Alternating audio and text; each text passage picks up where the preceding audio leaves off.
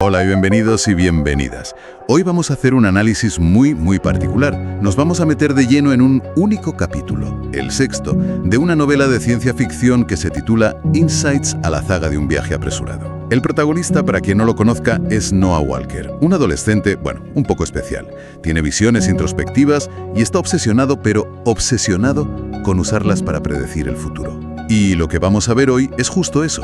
Su viaje en este capítulo, cómo intenta controlar esa habilidad, cómo le golpea el primer amor y cómo se mueve en esa red familiar tan compleja que tiene. Es un texto que habla mucho de la soledad, del anhelo y sobre todo de buscar la conexión. A ver, a mí lo que me parece fascinante ya de entrada es la premisa.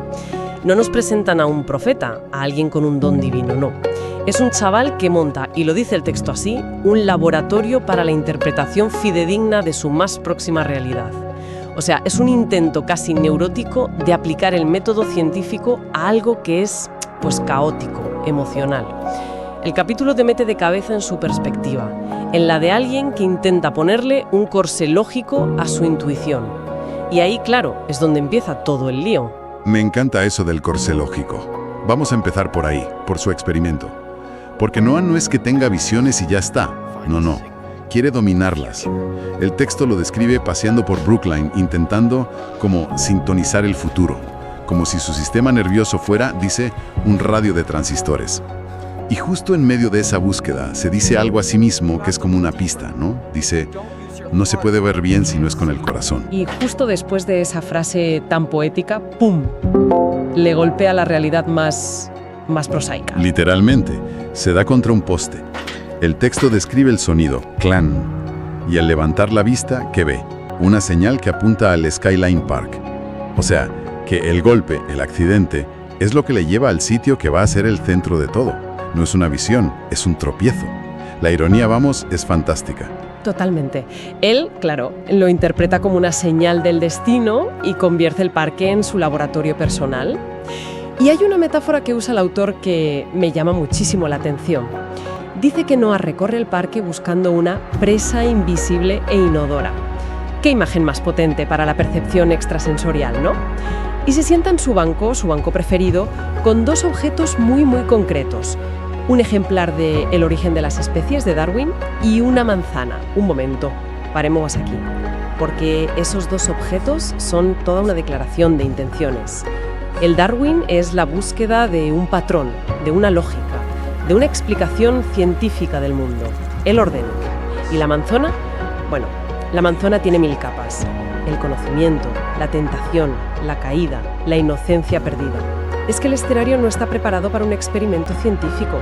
Está preparado para un mito fundacional, para su propio mito. Pero ahí hay una contradicción tremenda, ¿no te parece? Usar a Darwin, el padre de la selección natural, de la aleatoriedad, para intentar imponer un orden determinista, para predecir el futuro.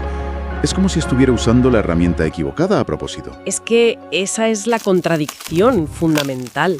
Y creo que esa es la clave del personaje. Noah está intelectualizando algo que no entiende. Él cree que si lee el manual correcto, en este caso Darwin, podrá, descifrar el código del futuro. Pero la vida, y sobre todo el amor, no funciona con las reglas de la evolución. Está intentando leer un poema con un manual de instrucciones. O sea, está destinado a fracasar antes de empezar. Y el fracaso llega, vaya que sí llega, pero de una forma que ni él ni nadie podría prever. Y aquí es donde la cosa se pone muy interesante. Está sentado en su banco, con los ojos cerrados, y siente una mirada. Y cuando los abre, la descripción es de otro mundo. Ve a una joven con rizos como lenguas de fuego y una mirada azul ultramarino. Fíjate en el lenguaje que usa. No dice se enamoró. Dice que no existió distancia entre dos organismos, ni el pasar del tiempo entre dos momentos. Lo eleva a una ley física que se rompe. Y lo más fuerte es que no lo narra como un romance. Usa metáforas de guerra. Habla de una batalla, de un asedio, de tambores de guerra que retumban contra las palpitantes murallas de su corazón. Exacto. ¿Por qué crees que usa esas imágenes tan violentas? ¿Un asedio? ¿Una conquista? ¿No es el típico flechazo? Porque para Noah no es un flechazo, es una invasión. Es un evento externo, incontrolable, que rompe por completo las defensas de su laboratorio. Él está ahí para observar, para predecir, para ser el científico. y de repente se convierte en el territorio conquistado. Ella, a la que llama la princesa de la luz roja y azul, no es una persona, es una fuerza de la naturaleza que lo desborda, le destroza el experimento. Y todo acaba de la forma más anticlimática y brutal. Ella simplemente pasa de largo. Él oye a lo lejos que alguien la llama Pebble Light. Y en ese mismo instante, la manzana que tenía en la mano se oxidó prematuramente. Ese detalle es demoledor. Es el resultado de su experimento. La manzana, el conocimiento, no le ha dado la sabiduría, le ha dado la prueba empírica de su impotencia. La oxidación prematura es la metáfora perfecta de una posibilidad que se pudre antes de nacer. Su inocencia, su proyecto de control, todo se corrompe en un segundo. El laboratorio ha explotado. Y las consecuencias, duran. El texto dice que pasa un año entero buscándola en el mismo parque. Es una obsesión. Y en ese año de búsqueda inútil llega a una conclusión que dinamita toda su identidad. Cito textualmente su pensamiento. Si para algo no sirve esta sustancia, es para predecir las insalvables desilusiones del amor. Es especial, poderoso, se revela completamente inútil para lo que en el fondo más le importa. Y el recuerdo no es dulce. El texto lo llama un indeleble cráter de impacto. La metáfora del asteroide me parece muy reveladora. No fue un amor, fue una catástrofe. Una que, aunque se desintegró al entrar en su atmósfera, dejó una marca imborrable. Esa metáfora del cráter de impacto me parece muy violenta para un primer amor, ¿no? ¿Crees que el autor está exagerando para conseguir un efecto o nos dice algo más profundo sobre la psicología de Noah? Yo creo que nos dice algo fundamental. El impacto no es solo en su corazón, es en su ego. Su narcisismo, que se menciona más adelante, no puede soportar un fracaso tan absoluto. No es solo que ella no le hiciera caso, es que su don no le avisó, no le preparó. Se siente traicionado por sí mismo. Por eso la herida es un cráter, un vacío donde antes había algo. Lo deja sintiendo, y esta frase es preciosa, nostalgia por la esencia de lo que ni siquiera llegó a olfatear. Anhela algo que nunca tuvo. Y en ese estado de desolación busca ayuda. ¿Y a quién acude? A su abuela, Mary Lou Davidson, la mamá.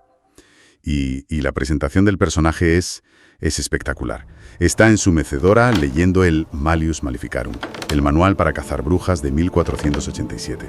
Es una presentación genial, sí. Te dice al momento que esta no es la típica abuela que hace galletas. Es una mujer que entiende de fuerzas ocultas, de herejías, de las complejidades del alma. Y por supuesto, ella ya sabe por qué viene su nieto. Lo siente antes de que él abra la boca. Y en lugar de darle un consejo directo, recurre a una analogía increíble, la ópera Turandot de Puccini. Le dice que la vida es como una ópera llena de enigmas y que el amor es el primero al que se enfrenta un joven. Y entonces le explica los 3 acertijos que el príncipe Calaf tiene que resolver. Sí, que vale la pena recordarlos. El primero, ¿qué nace cada noche y muere cada amanecer? Y la respuesta es... la esperanza. El segundo, ¿qué parpadea, rojo y cálido como una llama, pero no es fuego? La sangre. Y el tercero, el más difícil, ¿qué es como hielo, pero quema como fuego? Y la respuesta es... la propia princesa Turandot. La lección de la abuela es de una profundidad tremenda. Le dice que la felicidad no está en resolver siempre el acertijo, sino en enfrentar el enigma de la vida con valentía y determinación. Y añade la frase que para mí es el corazón del capítulo. Porque, aunque no ganes a la princesa, habrás vivido algo extraordinario, como es el amor. Básicamente, le anima a escribir su propia ópera, a ser el protagonista de su historia, aunque no tenga un final feliz. Pues, ¿sabes? La lección de la abuela me deja pensando. La filosofía es muy bonita, sí, lo de enfrentar el enigma, pero ¿es un consejo útil para un adolescente que está sufriendo de verdad? A veces me pregunto si estas grandes metáforas tan elevadas no son también una forma de eludir el dolor real del momento. Es una buena pregunta. ¿Le da una herramienta o una distracción poética? Quizá un poco de las dos. Y justo cuando Noah se va con esa idea en la cabeza, la escena sigue. Llega su abuelo, Philip Walker Macbeth, y la dinámica que tiene con la mamá es fascinante. Se comunican intercambiando presagios. Se refieren a Noah como nuestro joven Calaf, manteniendo la metáfora viva. Y el abuelo le añade un punto de oscuridad a todo. Suelta una predicción en italiano. Ma se esageri e fallisci, potreste perdere più della tua vita. Que significa algo como, pero si se extralimita y falla, podría perder más que su vida. De repente, la historia de Noah deja de ser un drama adolescente, se convierte en algo con consecuencias, fatales. El juego tiene un precio muy alto. ¿Esa predicción podría perder más que su vida? Es que es escalofriante. Te hace preguntarte qué es lo que está en juego de verdad. Y a lo mejor la respuesta no está en el futuro, sino en su presente. Concretamente en la relación con su padre, que parece el origen de mucha presión. Absolutamente. El contraste entre los abuelos, que viven en su mundo de óperas y presagios, y el padre, es brutal. El padre es pragmático, conflictivo y, según el texto, desprecia a Noah, favorece al otro, a Vince, el triunfador. Noah no solo lucha con sus visiones, lucha por un mínimo de aprobación de su padre. Y en ese intento desesperado por conectar, por conseguir esa aprobación, decide traducir su don, traducirlo a un idioma que su padre pueda entender, el dinero. Planea usar sus predicciones para las apuestas deportivas. Quiere demostrar que su habilidad no es una rareza inútil, que es práctica, rentable. Y ese intento de conectar con el mundo real, con el de su padre, choca de frente con la imagen que tenemos de él. Un chico que vive en su cabeza, que fracasa con las chicas por su rasgo de personalidad narcisista y su retórica rimbombante, dice el texto. Es como si su mundo interior fuera tan ruidoso que le impidiera tener una conversación normal. Sí, el texto es muy crudo con eso. Le suelta discursos sobre clarividencia y patrones cósmicos. Y claro, las chicas, se asustan.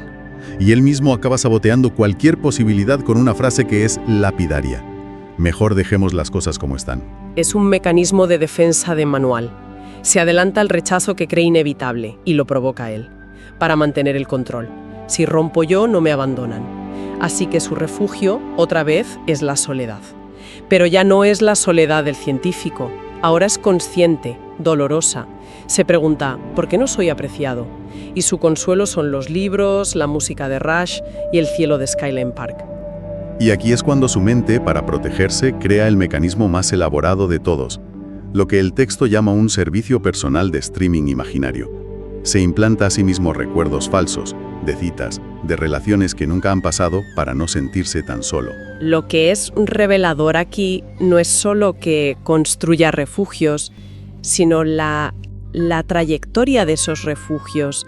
Pasa de un laboratorio físico en un parque a un recuerdo idealizado y doloroso, y de ahí a una fantasía completamente artificial a través de una pantalla. Es una retirada progresiva de la realidad. Su don, que debería acercarlo a la verdad, lo está empujando cada vez más hacia dentro de sí mismo. Totalmente. Y esa fantasía se mezcla con su proyecto para el padre. Sus nuevos amores platónicos ya no son chicas reales, son las presentadoras de noticias deportivas que ve en la tele mientras busca datos para las apuestas. Son relaciones seguras, a distancia, sin riesgo. Y el capítulo termina con la ironía más cruel de todas. Es un cierre perfecto y demoledor. Su padre lo ve absorto mirando la tele y le suelta, con desprecio. ¿Por qué no te enamoras de alguien que además conozcas en persona? Sin saberlo, está señalando la herida original. El único encuentro real y visceral que tuvo fue el que lo rompió y lo empujó a este exilio. El padre, desde su ignorancia, le hace la pregunta más dolorosa y pertinente de todas. Entonces, si unimos todas las piezas, lo que hemos analizado es el viaje de un joven que intenta usar un don increíble para controlar su destino. Y lo único que descubre es que las fuerzas más importantes como el primer amor o el rechazo son impredecibles. Y esa revelación, en vez de liberarlo, lo aterra. Exacto. El capítulo es la crónica de su retirada estratégica de la vida real. Como respuesta a ese caos emocional, a su aislamiento, construye refugios cada vez más abstractos. Primero, la intelectualización, el laboratorio. Cuando la realidad lo destroza, se refugia en la memoria, en el cráter. Y cuando hasta eso duele demasiado, se refugia en la fantasía pura, en amores que solo existen en su mente y en una pantalla. Y esto nos deja con una pregunta interesante para reflexionar. Noah está obsesionado con predecir el futuro para sentirse seguro, para evitar el dolor, pero parece que cada paso que da para protegerse, cada muralla que construye, lo aleja más de cualquier conexión real. Lo que nos lleva a plantearnos, ¿puede el esfuerzo por controlar el futuro y evitar el sufrimiento convertirse irónicamente en la barrera más grande que nos impide vivir plenamente el presente?